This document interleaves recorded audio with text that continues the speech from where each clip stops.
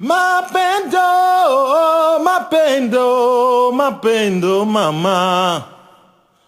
Mapendo, mapendo, oh mapendo, mama. Usiku kucha silali selina juu ya mapendo. Usiku kucha silali selina juu ya mapendo. Hata juma na jua. Canada welcomes 261,000 immigrants every year. Out of this number, 32,000 are refugees, and a very small percentage come from refugee camps. The stories related by refugees from these camps are often mysterious to us young ones. Motivated by the situation of the refugees, our team, composed of 5 journalism students from the 4 corners of Canada, decided to learn more by discovering 2 refugee camps in Kenya. After dealing with financial and administrative obstacles, we left for the Sudanese border, heading to the camp of Kakuma, and then to the Somalian border to the camp of Dadaab. This is our tale. This is the story of refugee camps. Mawazo, mawazo mama, unirudie, unirudie mpenzi, Selina mama. Usiku kucha silali na waza ewe Selina, usiku kucha silali na kuwaza ewe Selina. Hata olo anajua juu ya mapendo. We left the luxuriant regions of the Rift Valley to discover a landscape swept by winds, droughts, and flash floods. 500 kilometers, 3 days of dust to face the bumpy and unsecured roads, bringing us to Kakuma. The camp of Kakuma now welcomes more than 82,000 refugees.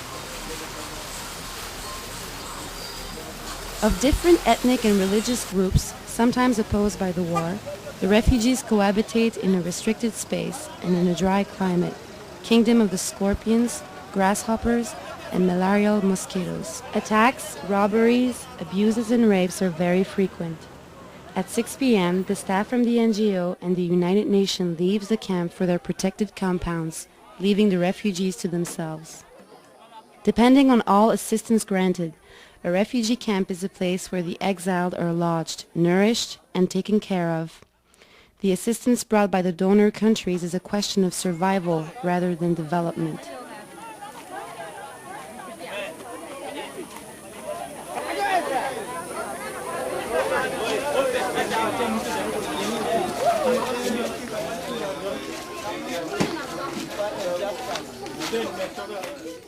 By taking fingerprints, the verification of their identity and the reason of their presence, the United Nations confirmed their refugee status.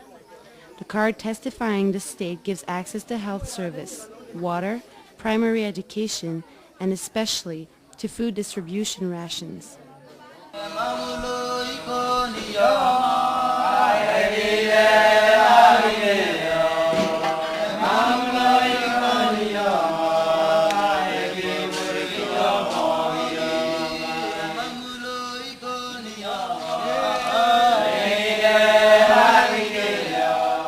The life's ups and downs in the camp is determined by the food distribution and rationing.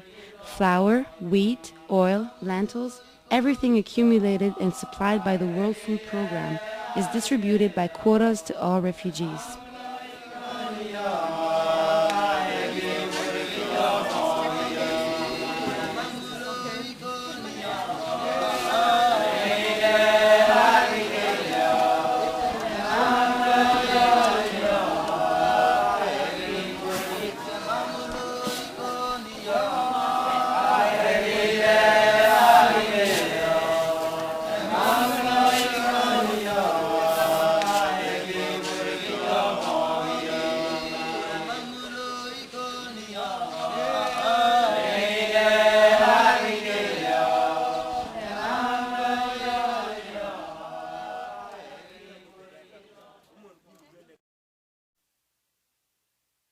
According to the Human Rights Declaration, children from the refugee camps have access to basic education.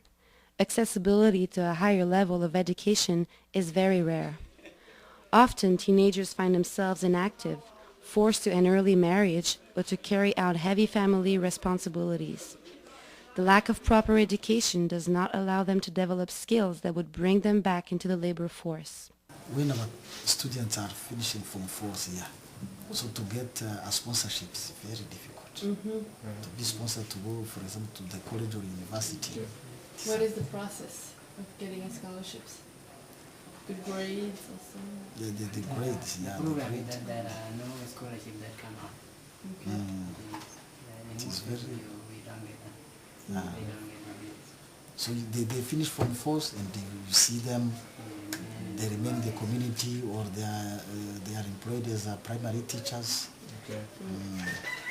So it is our challenge, another problem. Women pursuing their education must study while assuming all family tasks. Lack of time, prejudices towards the educated women force them to drop out of school. Their selection by a country's immigration is much lower than men because they have less skills to show for. At the Bortown Secondary School in Kakuma, from the 630 students, we will find only 76 women.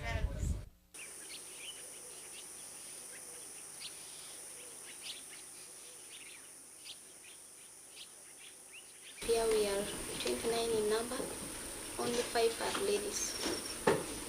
But your number, you are 5 and 3 are ladies. So that one also impressed me about Canada. So the situation here in Africa does not allow female to excel in education as such. So I think it will be better for me if I go to Canada. I'll be able to achieve my goals since there will be less pressure because there will be free.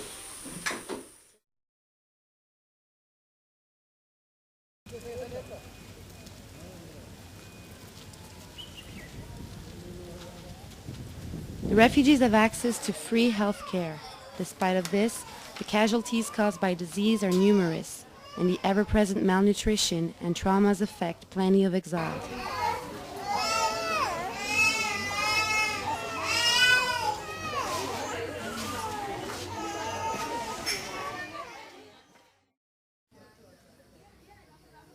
Many refugees fear to return to their origin country.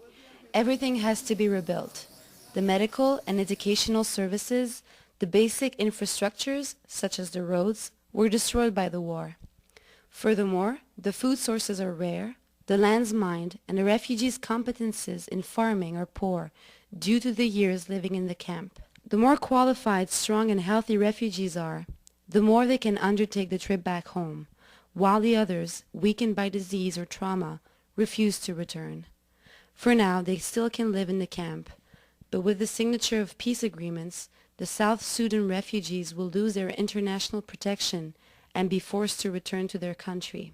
The camp of Kakuma, after 15 years of existence, is gradually closing. The second part of our journey begins as the fightings intensify in Somalia. Kenya closes its borders to stop the arrival of rebels in its territory. Thousands of displaced persons are blocked 100 kilometers from the camp and its security. Some determined persons do the trip and bring with them fighting horror stories. The humanitarian workers warn us that the situation in Dadaab is critical and that life is very different from the one in Kakuma.